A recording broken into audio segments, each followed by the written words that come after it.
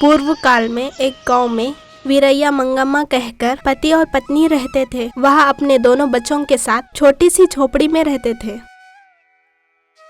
वीरैया एक गरीब इंसान था। उसके पास थोड़ी सी भी जमीन नहीं थी। अगर किसी भी तरह का काम करना चाहे तो करने के लिए उस छोटे से गांव में मजदूरी का काम भी नहीं मिल रहा था। एक वक्त का खाना बनाना भी मंगम्मा के लिए मुश्किल हो जाता था।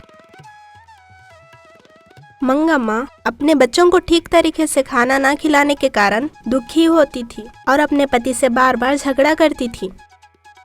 अगर आप एक कौड़ी भी ना कमाते हुए घर में बैठे तो घर कैसे चलेगा? घर में बैठकर खाली रहना मुझे कोई शौक नहीं है मंगा। मैं तो मेरी कोशिश करते ही रहता हूँ ना। थोड़ा समय खराब है, कहीं भी काम मिलने को नहीं है। अब मैं क्या कर सकता हूँ? बेकार की बातें मत कीजिए। इस गरीबी को झेलना अब मुझसे नहीं होगा। देखिए, अगर आप ऐसे ही करेंगे तो मैं मायके चले जाऊंगी।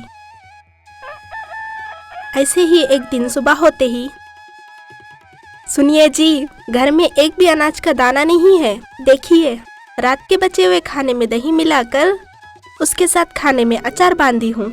ये लीजिए टिफिन।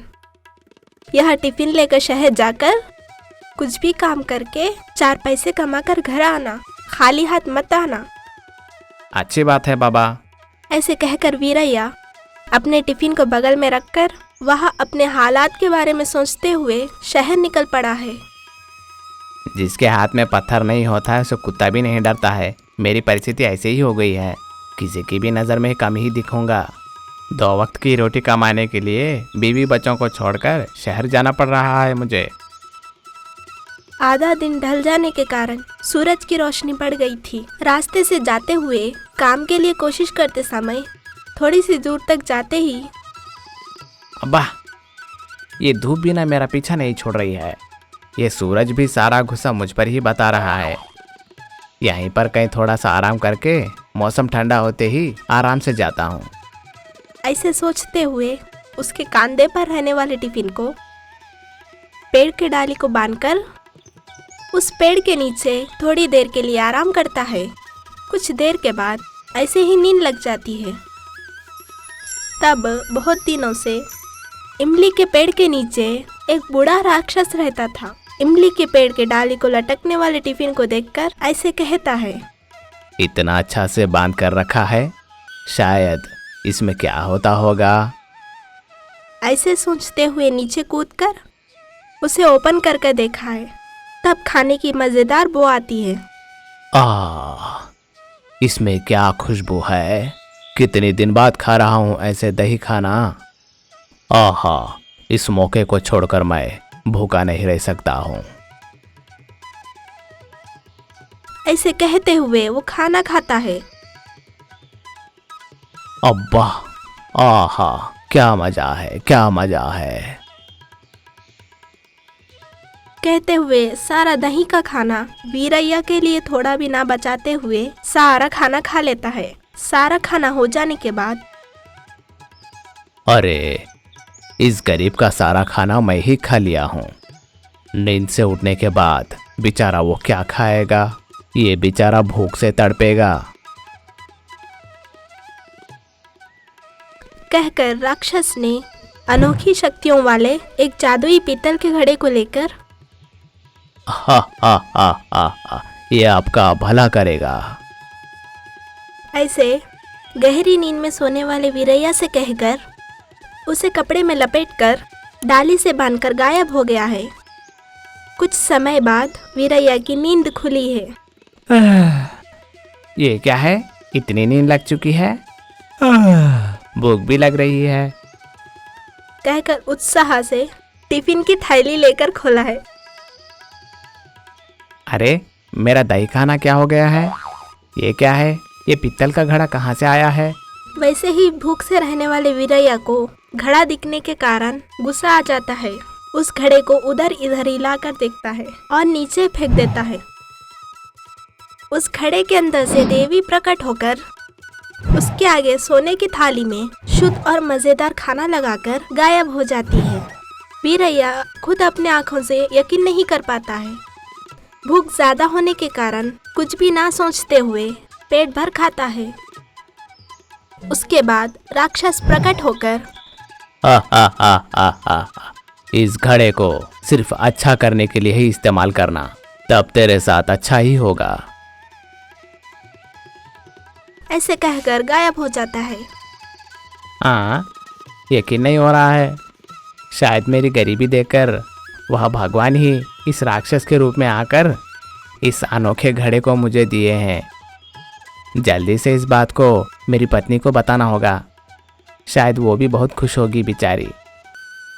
साथ ही उसे लेकर कपड़े में लिपटकर सारी कहानी अपने पत्नी को बताने के लिए तुरंत घर वापस जाने के लिए निकलता है।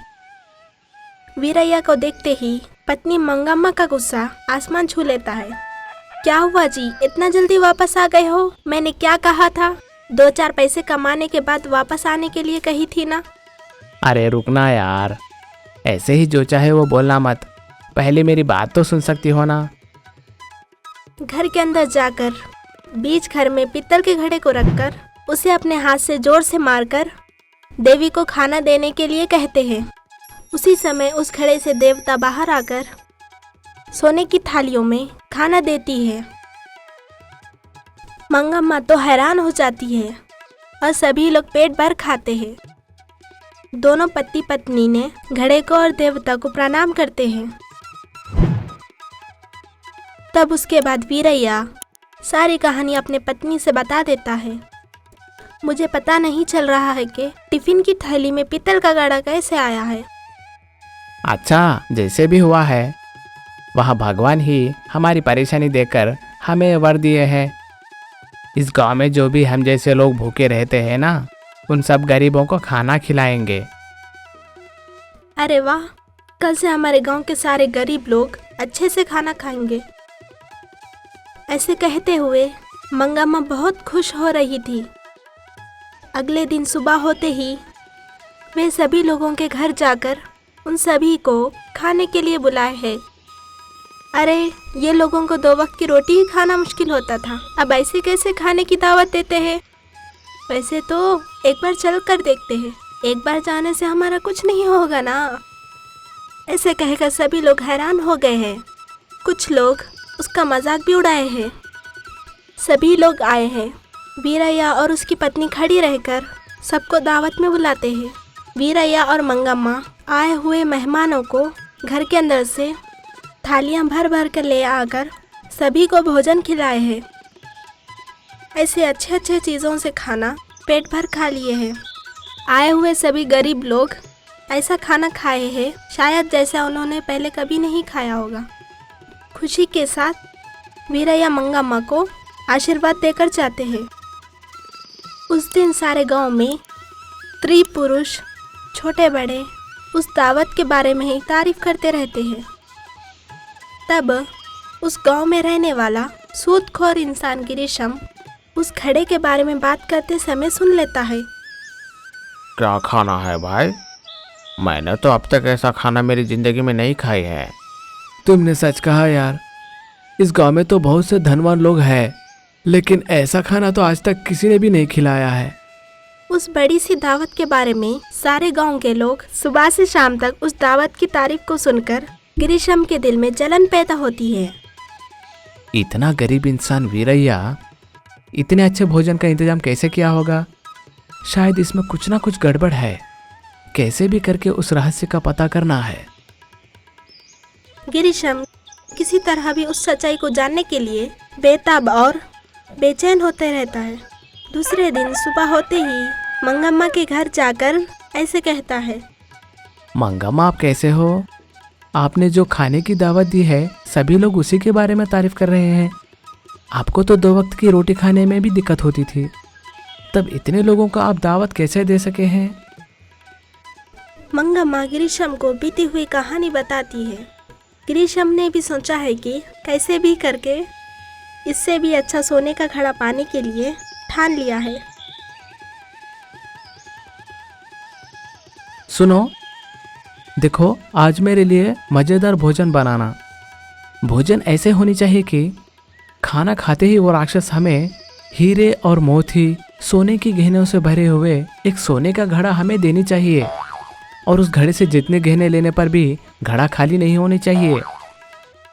पत्नी द्वारा पकाए गए खाने को एक थाली में रखकर पैदल ही जाकर राक्षस रहने वाले पेड़ के नीचे जाकर बैठ गया है।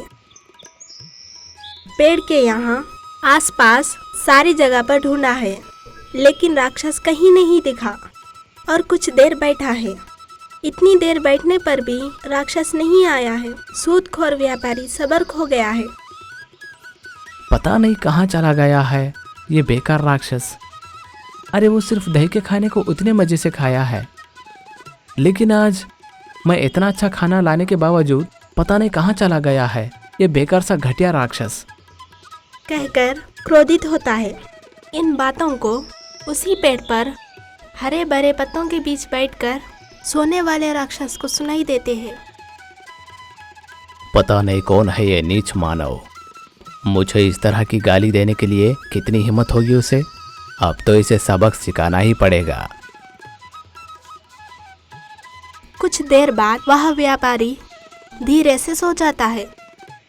राक्षस पेड़ पर से नीचे आकर सूदखोर व्यापारी द्वारा लाए हुए खाने को गायब करके उसकी जगह एक लकड़ी की टोकरी बनाकर रख देता है। कुछ देर बाद सूदखोर व्यापारी नींद से उठकर उसके आगे भांस की टोकरी दिखने के कारण वह एक ही बार में हैरान हो जाता है। अरे ये क्या है यार, मैंने सोचा कि सोने का घड़ा होगा, इस बेकार चीज को देकर गया है ये बेकार राक्षस। वैसे तो मैंने बासी खाना या दही का खाना तो नहीं लाया है ना, अच्छी अच्छी सारी चीजें खा लेकर इस कचरे वाली टोकरी को मुझे देकर जाता है, कहकर एक बार लात मारता है। उसी समय पर बड़ी बड़ी मूंछों से मोटा दिखने वाला वह राक्षस ग्रीष्म को लकड़ी से मारकर उसका टकला बनाकर मार मार कर उसका जिस्म खराब करता है। इतनी मेहनत कर सोने के घड़े के लिए इतना अच्छा भोजन लाया है मैंने, वो सब खाकर उल्टा मुझे ही मार रहा है। देखो राक्षस, मुझे माफ करना, मैंने आपको गाली दी है, अब मैं बर्दाश्त नहीं कर सकता। मेरा टकला किया और मेरा जिस्म चुना किया है, मैं एक ही निवेदन करता हूँ, अब मुझे छोड़ देना। तुम्हारा घमंड और तुम्हारी जबान काबू में रखना और दोबारा यहाँ मत दिखना, जाओ चले जाओ।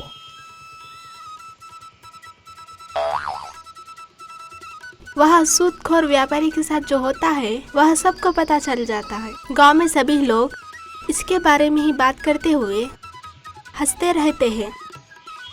उस अपमान से बचने के लिए सूदखोर व्यापारी काशी को चला जाता है और इधर रोजाना गरीबों को अन्नदान करने से वीरैया मंगम्मा पति पत्नी को वह पीतल का घड़ा उन्हें संपत्ति दिया है। तब वह गांव में ही धनवान बन गए हैं।